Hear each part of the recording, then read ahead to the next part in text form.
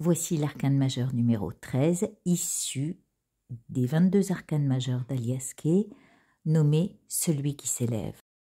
Cette lame numéro 13 représente le bardeau du devenir, ce moment intermédiaire entre mort et renaissance. C'est ce moment où nous voulons revenir dans la matière. 10 et 3 font que nous avons cultivé cette curiosité. C'est aussi le moment de se demander de quoi exactement est constituée notre nature profonde. Bonjour à vous qui passez par ici. Nous arrivons à cette période de transformation et c'est étrange parce que nous sommes pendant la semaine de Pâques et nous arrivons au moment où il va ressusciter, renaître. Je vous présente ici la lame numéro 13, l'arcane majeur numéro 13, considérée dans les tarots traditionnels comme la mort, la transformation, mais c'est aussi le moment où on passe d'une étape à une autre. Bonjour, je m'appelle Katia, je suis la créatrice des 77 d'Alias Kay. À la suite sont nés le Portail des 12, qui est un oracle sur l'astrologie, mais encore par la suite les lames majeures, c'est-à-dire les arcanes majeures du tarot. Pourquoi je n'ai fait que les arcanes majeures? Vous me direz, c'est étrange, pourquoi elle n'a pas fait le tarot entier? Parce qu'en fait, pour arriver à l'éveil de soi, déjà avant d'arriver à l'illumination, le plus important est de prendre la bonne voie, la bonne route, le bon chemin. Et c'est le chemin initiatique que sont ces 22 lames majeures. Tout le reste du tarot va être ce dans quoi l'être humain se, se rend. Enfin, alors je répète, les autres lames, ce qu'on appelle les mineurs, sont mineurs par rapport au chemin initiatique. Parce que le bois ou le feu va représenter les bâtons, le feu, la colère aussi, et nos emballements vont représenter l'action. Les épées vont représenter l'air et le mental, le vent. Le vent, c'est la pensée. Les coupes vont être le cœur ou l'eau, donc ce qui circule, tout ce qui est émotion. Et il nous en manque un qui est les deniers. Les deniers sont la matière, tout ce qui se rapporte au matériel. Or, pour notre chemin initiatique, ce dont nous avons essentiellement besoin, c'est justement de ne pas s'appuyer sur ces éléments-là, mais au contraire, de savoir se dépouiller, se défaire de tout ce qui encombre le chemin, ce qui va entraver notre éveil, ce sont évidemment tous nos rapports à l'amour, nos émotions, comment on va réagir par rapport à tout ça. Si on n'a pas la maîtrise de ça, eh bien, on va les laisser, bien sûr, se disperser dans le jeu. Si on n'a pas la maîtrise par rapport au matériel et qu'on ressent un manque ou qu'on ressent des peurs, ce sera pareil. Sur le chemin, ce ne seront que des obstacles. Puis, on a parlé du cœur, on a parlé des finances, on a parlé de l'action. Si nos actions sont emportées et que ce n'est que le feu qui nous active et les épées qui se battent contre nos pensées, ce ne sont sûrement pas ces éléments qui vont aider. Donc en fait, lorsque l'on renaît, que l'on revient, que ce fou se réincarne parce qu'il veut guérir les choses du passé, parce qu'il veut se défaire d'addiction de cette vie, eh bien, au moment de la mort, il va falloir avoir déjà ou être déjà débarrassé de ces éléments-là.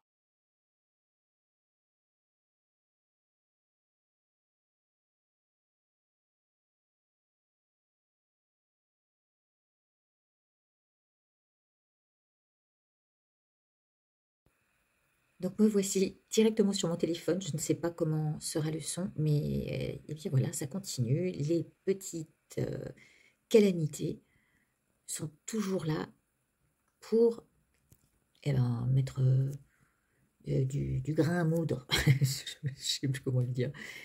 Alors, je vais essayer de reprendre la conversation au moment de la mort. Il y a la dissolution des éléments, d'abord.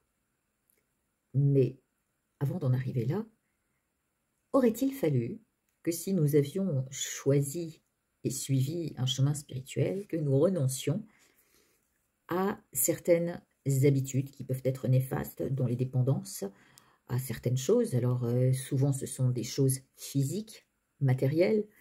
Ça peut être la cigarette, ce peut être, d'ailleurs, dans le bouddhisme, on dit fortement, cela coupe les souffles subtils. Donc, c'est pas très bon pour notre éveil. Il y a tout ce à quoi on est accroché émotionnellement, nos enfants, nos parents. Ça aussi, au moment de la mort, si nous traversons cette étape, ce bardeau, et que nous ressentons la tristesse de nos proches, inévitablement, le mort ne sera pas libre de partir sans ressentiment. Donc, il est de notre devoir de savoir pacifier tout ça. Et la méditation, le chemin que Bouddha a emprunté, et qu'il nous montre par rapport à ces 84 000 émotions que nous traversons, est le meilleur remède, le meilleur moyen pour y arriver et pacifier tout ça. Cette clame est très très importante pour notre renaissance et il vaut mieux à la limite savoir comment mourir plutôt que comment je vais renaître. Ce qui importe, c'est la phase juste avant. Parce que là, durant la mort, nous sommes dans le bardeau du devenir, c'est-à-dire cette étape intermédiaire.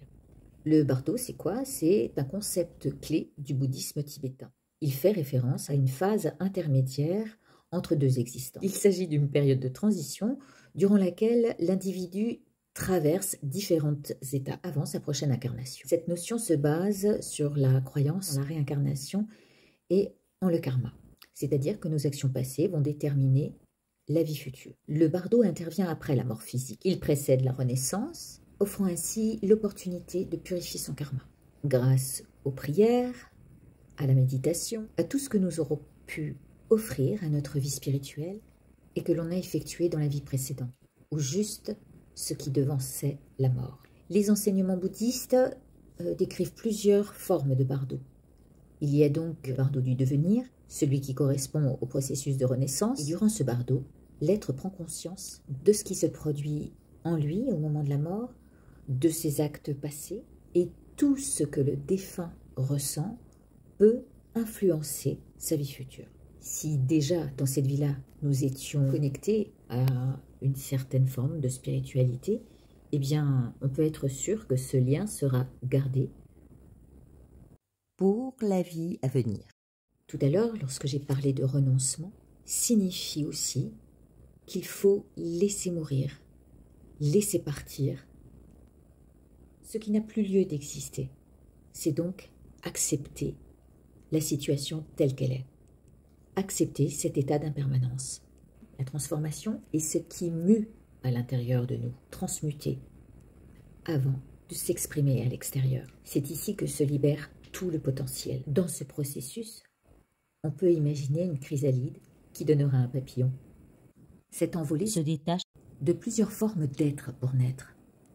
Et naître, c'est naître d'abord sans nom devant la nature, car cette transformation fait que nous ne sommes plus personne. On s'allège de tant de choses durant cette transformation. Toutes ces choses et ces habitudes dans lesquelles nous nous étions enfermés auparavant. En fait, maintenant, il s'agit de sortir de ce qui nous contraignait. Mais durant cette période de transformation, va demeurer tout ce qui nous a construit et fait mûrir. Alors là, on en vient justement à intégrer l'espace, celui réservé à cette manifestation du non-soi. En cette libre manifestation éclot l'esprit, spacieux, comme s'il était doté de nouvelles ailes et d'une nouvelle compréhension de soi. Entre spiritualité qui donne matière à manifester, ce d'abord à quoi l'on pense, et ce corps que tout à coup l'on quitte sans résistance.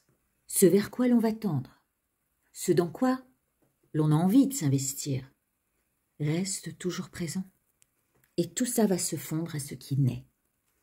Entre le plein et le vide, se mélange à la terre comme se lie au ciel. Entre ici et demain, on survient au présent. Tout ce que l'on a pu vivre n'était que source d'émotions apportées à nos essais. On sait que d'innombrables sentiments peuvent encore fleurir dans cet instant de mort, de bardeau ou de venir. Durant cette migration vers l'autre version de soi, il faut se ménager, ne pas se laisser distraire par les tempêtes ravageuses de certains regrets et savoir pacifier ces sentiments d'insécurité, de peur, fluidifier notre rapport au monde en tempérant ce moi, ce je, qui peu à peu s'efface dans la nature, dans l'espace. Ce je qui croit le dernier qui a parlé. Et que va-t-il se passer? Tout va croître avec lui au moment de sa renaissance. Il va croître avec tout ce qui l'entoure, toutes les énergies qui l'accompagneront et qui l'habiteront. Alors, prenons garde d'ores et déjà de ne pas s'attarder sur les différentes influences et de ne pas trébucher sur les accroches de notre cœur. L'esprit entraîné sait pouvoir bénéficier des bienfaits de la méditation et des mérites qui serviront à sa renaissance. Le but étant déjà de quitter les préoccupations majeures d'un soi non existant. À très vite pour se retrouver sur la lame 14, l'arcane numéro 14, considéré être la tempérance. Vous verrez, en fait, là, nous étions une chrysalide. Les deux prochains papillons, il y a le papillon de jour, magnifique, coloré, et le papillon de nuit, qui suit juste derrière. Je vous laisse. Prenez soin de vous d'ici là.